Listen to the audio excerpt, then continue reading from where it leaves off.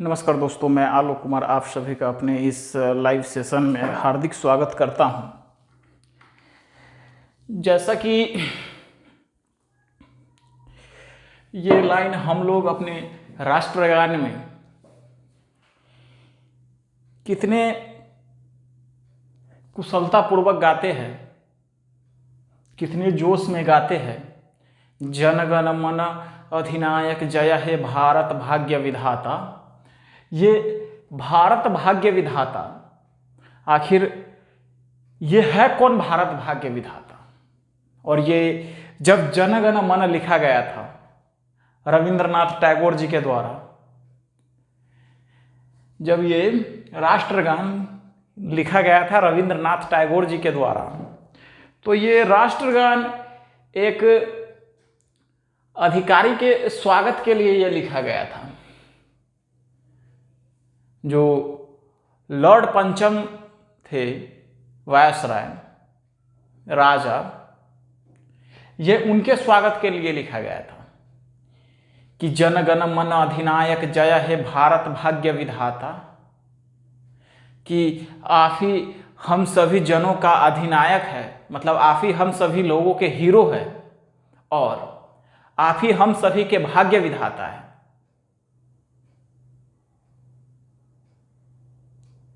आप ही हम सभी के हीरो है और आप ही हम सभी के भाग्य विधाता है। आखिर ये भाग्य विधाता जब आज़ादी से पहले समझ गए लॉर्ड पंचम के लिए ये प्रयोग किया गया था भारत भाग्य विधाता, और अभी ये भारत भाग्य विधाता कौन है? सब लोग राष्ट्रगान गाते हैं, वंदे मातरम गाते हैं,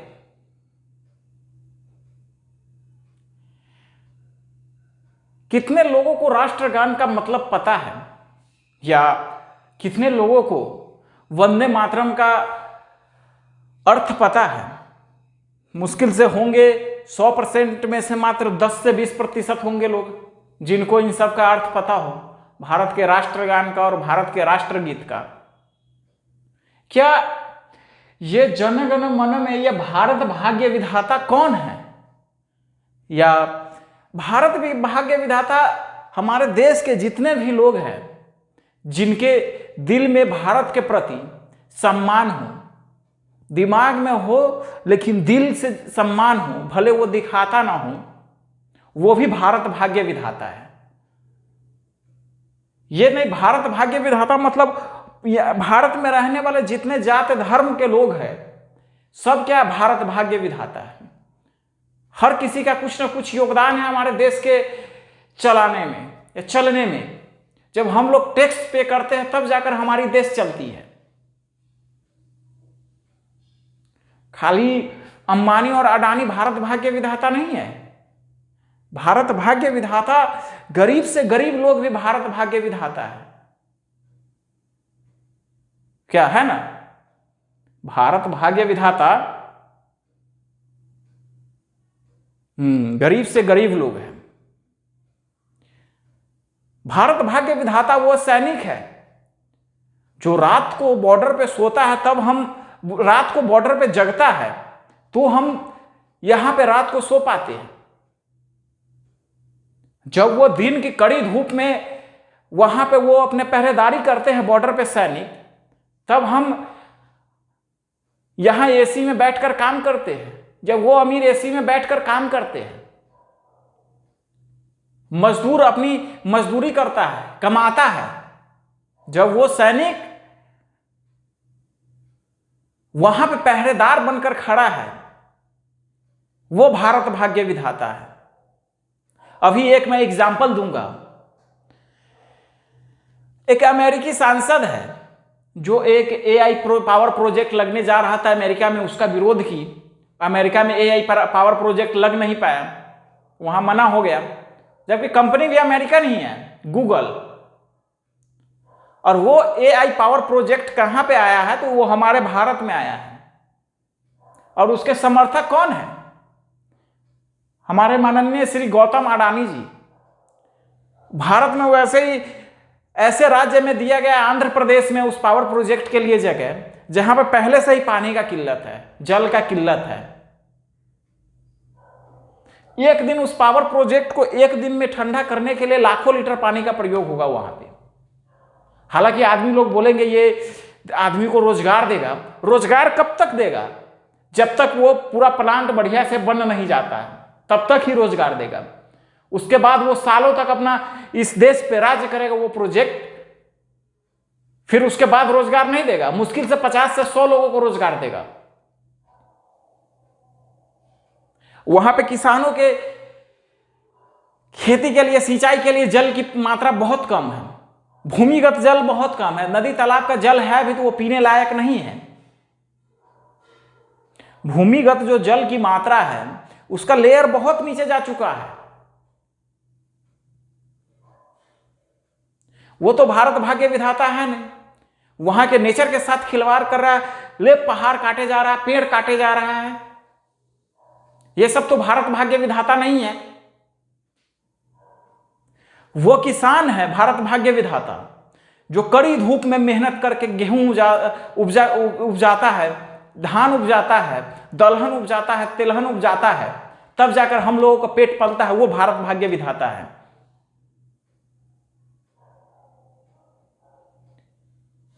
राजनेता लोग भारत भाग्य विधाता नहीं है। जो पहले के राजनेता लोग थे वो थे भारत भाग्य विधाता। अभी के राजनेता भारत भाग्य विधाता नहीं है। अभी किसी भी पार्टी का हो नेता, चाहे कांग्रेस का हो तब, चाहे भारतीय जनता पार्टी का हो तब, कोई भारत भाग्य विधाता नहीं। सब केवल अपने लिए सोचता है। अभी यहीं पे देख लिए ना मुद्दा, स्टूडेंट का, जनता का मुद्दा है पेपर लीक, बेरोजगारी मुद्दा है। और विपक्षी का मुद्दा क्या है? ईवीएम, वोट चोरी, ये सब उनका मुद्दा है।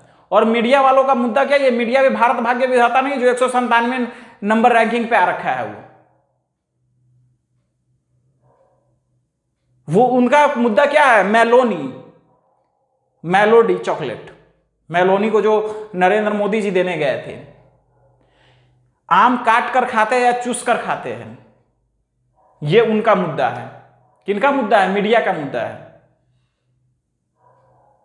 और हमारे देश के प्रधानमंत्री जी का मुद्दा क्या है पता है? अमीरों को कितना पावर प्रोजेक्ट दिया जाए और गरीबों के बच्चा सुसाइड करे।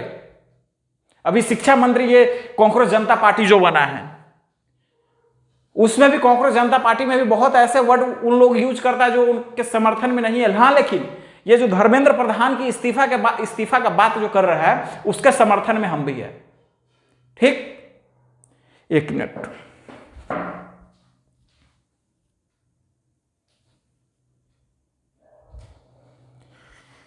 जो कांग्रेस जनता पार्टी धर्मेंद्र प्रधान की इस्तीफा के बारे में बात कर रहा है, उसका समर्थक हम भी है।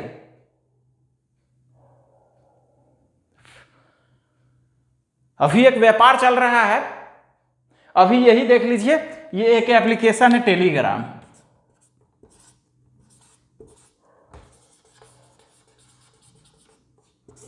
टेलीग्राम, जब गवर्नमेंट से पेपर लीक बंद नहीं हुआ तो इसको ही बंद कर दिया। टेलीग्राम को ही बैन कर दिया 10 दिन के लिए। भाई, जब तुमको टेलीग्राम से इतना दिक्कत है, जहां पे पेपर नोट की जाती है, जहां पे पेपर बनाई जाती है, वहां पे किसी को मोबाइल लेकर जाना ही मत दो। जहां पे पेपर की प्रिंट होती है वहां पे मोबाइल लेकर किसी को जाने ही मत दो। चारों तरफ सीसीटीवी कैमरा लगा दो, उसके सर्विलेंस में लो। और जो पेपर लीक करता है उसको शूट एंड साइट का डायरेक्ट ऑर्डर पास करवाओ। लेकिन नहीं, ये राजनेता लोग ही जो है पेपर लीक करवाने पे लगे हुए हैं।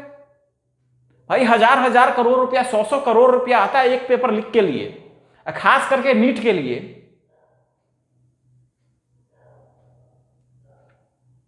ये भारत भाग्य विधाता नहीं है वो सब। क्या वो सब भारत भाग्य विधाता नहीं है? भारत भाग्य विधाता कौन है वो हम आपको बताते हैं आज। क्या भारत भाग्य विधाता कौन है वो हम आज आपको बताते हैं। जिसके मेहनत से 140 करोड़ जनता पलता है, वो भारत भाग्य विधाता है।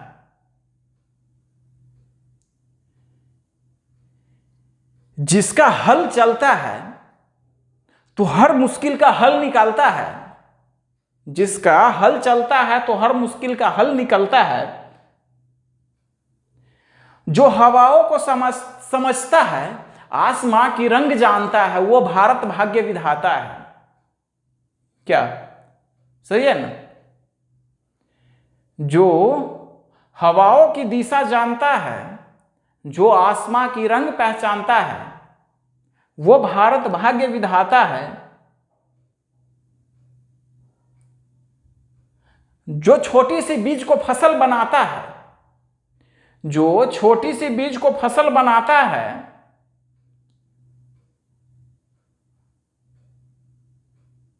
मतलब छोटी सी बीज जब किसान खेत में बौ करता है,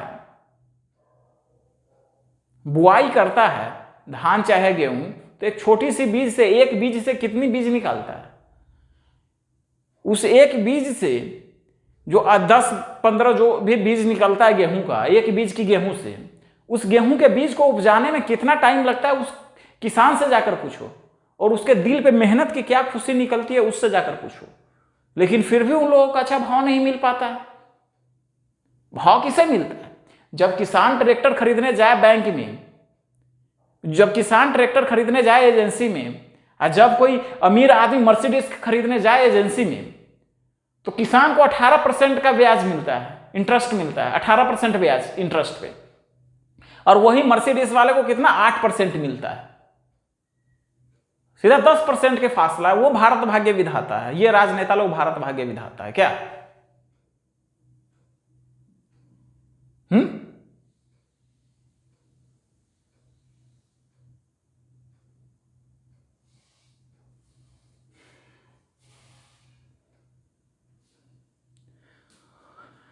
वो हमारे कंधार, हमारे अन्नदाता है। किसान हमारे कंधार, हमारे अन्नदाता है। वो भारत भाग्य विधाता है। जब वो सैनिक एक गोली खाता है तब देश की जनता सोता है, वो भारत भाग्य विधाता है। जब वो सैनिक गोली खाता है तो वो पॉलिटिशियन चले जाता है फोटो खिंचवाने के लिए, एक चेक पकड़ा कर फोटो खिंचवाने के लिए, वो भारत भाग्य विधाता नहीं है। हाँ, ये धर्मेंद्र प्रधान भारत भाग्य विधाता नहीं है। ये राहुल गांधी भारत भाग्य विधाता नहीं है। ये नरेंद्र मोदी भारत भाग्य विधाता नहीं है। ये नरेंद्र मोदी मेलोनी चॉकलेट देने वाला विधाता है। मीडिया वाले भारत भाग्य विधाता नहीं है। जो पूछे तुम क्या जानो एक मेलोनी की कीमत, राहुल बाबू बोलता है, वो भारत भाग्य विधाता नहीं है। जो शिक्षक को 2 कौड़ी का बोलता है, वो भारत भाग्य विधाता नहीं है।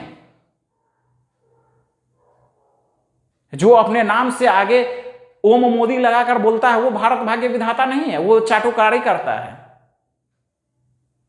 भारत भाग्य विधाता की संज्ञा उस पर नहीं है। जब वो सैनिक कड़ी धूप में, जब वो किसान कड़ी धूप में मेहनत करता है, तब भारत के लोग चैन से खा पाता है और चैन से रह पाता है। वो भारत भाग्य विधाता है। ठीक। हाँ, एक बात और कह दे रहा हूं, अगर आप लोगों को कभी यहां पे देहरादून में ISBT के तरफ जो भी छात्र रहते हैं, जिनको क्लास 11th 12th का आर्ट्स पढ़ना है, 6th to 10th all subject पढ़ना है, बोर्ड एग्जाम्स की तैयारी करना है, तो वो हमारे इस नंबर पे संपर्क कर सकते हैं।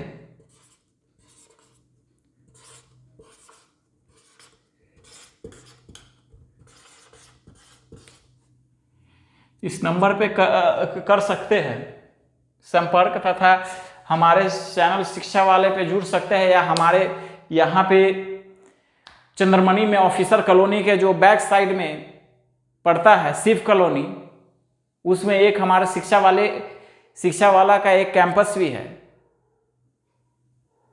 वहां पे आकर हमसे संपर्क कर सकता है, हमसे जुड़ सकता है। इसमें हम मुख्य रूप से SST और हिंदी पढ़ाएंगे। साइंस और मैथ्स के लिए अलग टीचर्स है। मैथ्स चंदन सर पढ़ाएंगे और साइंस रणधीर सर पढ़ाएंगे।